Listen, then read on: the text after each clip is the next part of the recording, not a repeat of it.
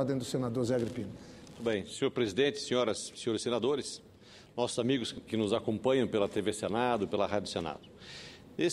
Nessa semana que passou, nós tivemos uma peregrinação pelo estado de Rondônia e estivemos em algumas cidades importantes, como todas são, mas a entrega de títulos definitivos, tanto títulos urbanos quanto títulos rurais, na cidade de São Francisco e no distrito de São Domingos, em Costa Marques.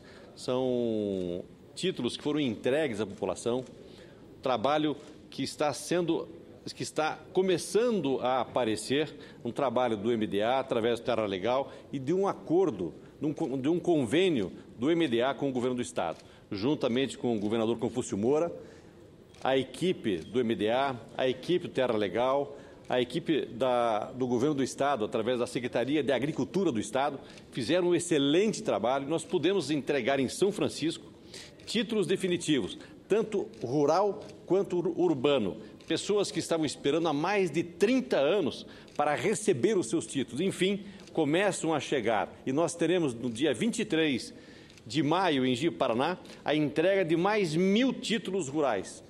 Esperamos contar com a presença da nossa presidenta Dilma para que ela possa, junto com o governador, junto com a bancada federal, junto com os técnicos do MDA, junto com o ministro Rosseto, junto com os técnicos do governo do Estado, entregar os 1.000 títulos que estão previstos para serem entregues na Rondônia Rural Show, que acontecerá entre 21 e 24 de maio, agora nesse mês que nós estamos. A notícia de que o Ministério da Educação poderá permitir a abertura de um curso de medicina em Ji-Paraná, na região central do estado de Rondônia, que nos foi passada pelo ministro da Educação, José Henrique Paim, e pelo ministro da Casa Civil, Aloísio Mercadante, e que retransmiti nesse final de semana aos rondonienses, através dos veículos de comunicação do meu estado e das mídias sociais do nosso mandato, foi muito bem recebida pela população de Rondônia. Afinal, nosso estado tem a 5ª mais baixa quantidade de médicos por habitante do país. Ou seja, não atingimos a quantidade ideal de médicos recomendados pela Organização Mundial de Saúde, que é de 1 médico para cada 1.000 habitantes. Em Rondônia, temos 1 médico para cada 1.250 habitantes. Entretanto, a maior parte desses médicos estão concentrada na capital, Porto Velho. Em alguns municípios do interior, as prefeituras encontram dificuldades para contratar médicos, situação que está sendo amenizada com a chegada de médicos do programa Mais Médicos, entre os quais estão os profissionais estrangeiros, a maioria cubanos. No entanto, como bem já destacou a presidenta Dilma, a contratação de médicos estrangeiros foi uma medida emergencial para suprir a falta de médicos no interior do país. Para resolver esse problema, será necessário ampliarmos a formação de médicos no nosso país, principalmente nas cidades do interior, para que cada região forme os seus próprios médicos. A decisão da presidenta é acertada e a prova disso é que está sendo muito bem aceita pela comunidade de Paraná e todo o estado de Rondônia, toda a nossa sociedade, essa notícia de que nós poderemos ter mais uma faculdade, mais um curso de medicina em Paraná e ampliarmos mais um curso de medicina também em Cacoal, na Unir. São notícias importantes e que vão acontecer no estado de Rondônia, não só em Ji-Paraná, mas também na cidade de Cacoal. A Unir deve, a partir do ano que vem, estar montando o curso de medicina em Cacoal. Ao divulgar essa notícia em minha página pessoal no Facebook, recebi muitas manifestações de apoio e também muitos questionamentos. Os estudantes querem saber se a universidade será pública, se a Unir poderá se habilitar para oferecer o curso, se existe a possibilidade de criação de uma nova universidade federal em Ji-Paraná, quantas vagas serão oferecidas, quando iniciam as aulas, entre tantas outras perguntas. Algumas questões eu respondi de imediato, mas ainda não tinha e não tenho todas as respostas, pois elas serão construídas ao longo do processo de licitação e de qualificação dos projetos.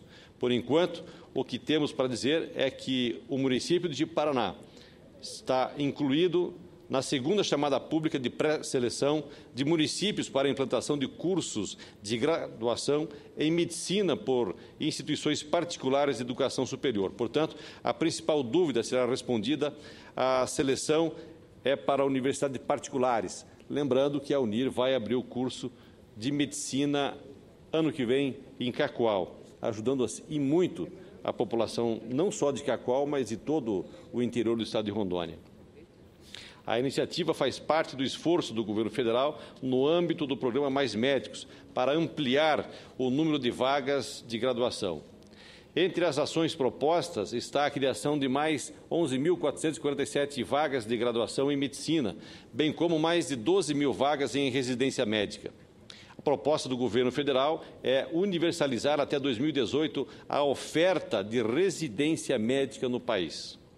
A divulgação oficial dos municípios pré-selecionados deverá ser feita no próximo mês e, a partir daí, o governo do estado, as prefeituras e as instituições de ensino superior interessadas em oferecer o curso deverão se articular para apresentar uma proposta ao Ministério da Educação.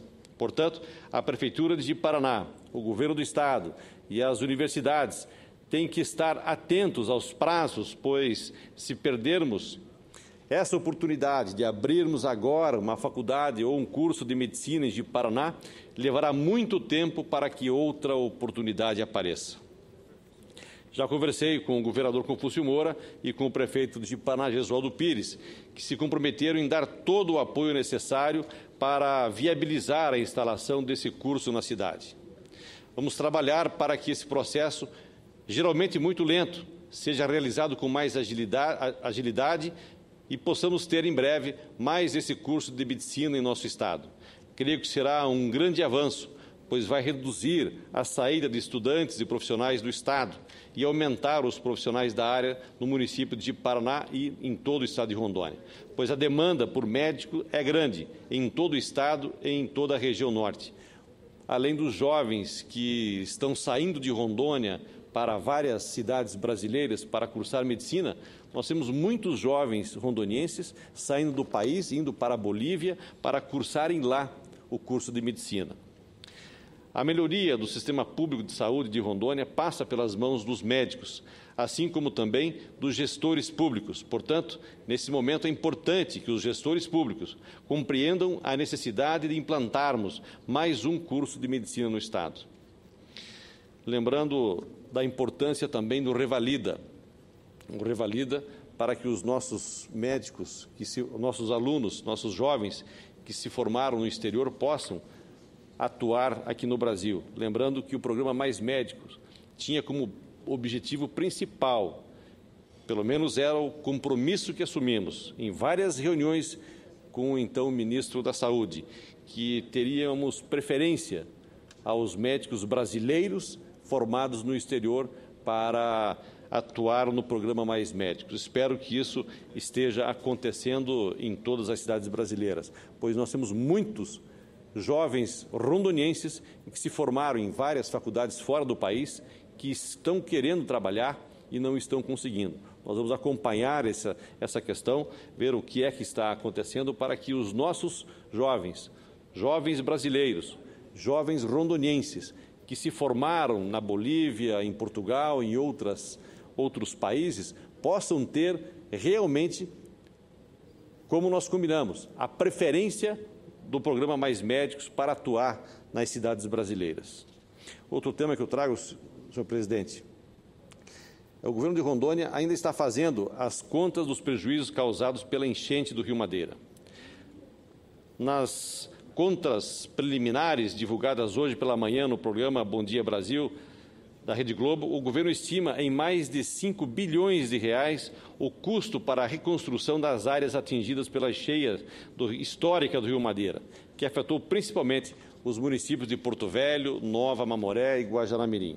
Porto Velho teve estado de calamidade pública reconhecido pelo governo federal e outras 5 cidades tiveram estado de emergência reconhecido pelo governo federal, como Cacoal, Costa Marques, Rolim de Moura, Guajará-Mirim e Nova Mamoré. A projeção leva em conta Custos com infraestrutura, saúde e ações sociais. Mais de 30 mil pessoas foram atingidas entre desabrigados e desalojados. Um plano de reconstrução está em fase de elaboração e deve integrar todas as esferas do poder público nas ações. Os prejuízos econômicos são estimados em mais de 3,6 bilhões de reais com perdas, principalmente na agropecuária e no comércio do Estado de Rondônia. Os dados da Secretaria de Estado de Assuntos Estratégicos revelam que mais de 4.500 instalações públicas foram afetadas, como escolas, repartições, ginásios, entre outras. Alguns desses tiveram a estrutura completamente comprometida e outros, a exemplo da sede do Tribunal Regional Eleitoral, podem ter que mudar de local. Com isso, os prejuízos econômicos do Estado representam, até o momento, mais de 642 milhões de reais. Os dados divulgados até o momento são projeções e estimativas levantadas no período da cheia do rio e devem sofrer alterações com a redução do nível do rio, deixando mais visíveis os prejuízos, principalmente com relação à reconstrução da infraestrutura do nosso Estado. De acordo com a SEAI, os prejuízos privados do comércio, indústria e da agricultura, apenas nos municípios de Porto Velho e Nova Mamoré, corresponde a mais de 1 bilhão e 200 milhões de reais.